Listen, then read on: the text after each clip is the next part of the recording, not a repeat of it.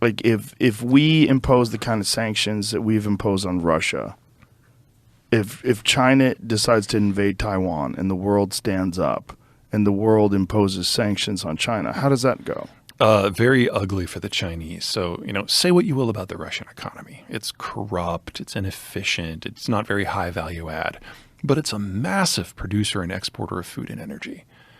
You put the sanctions that are on the Russians on Beijing, and you get a deindustrialization collapse and a famine that kills 500 million people in under a year. And the Chinese know this. They can only push so hard.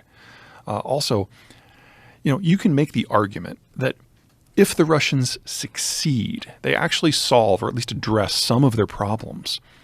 Even if the Chinese were able to capture Taiwan without firing a shot, it doesn't solve anything for them.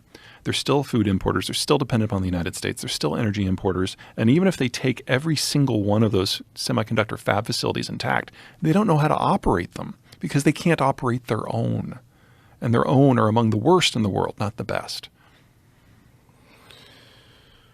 Whew. Now, the only reason, in my opinion, to be concerned about a Taiwan war is because Xi has so isolated himself that when one person is making all the decisions and that one person refuses to access information to make the decisions, strange stuff happens.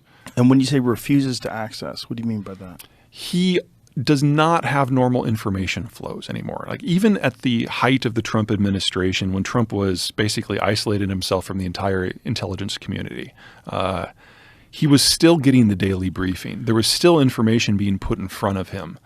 But Xi is so isolated himself, he doesn't want to hear anything except for what he wants to hear.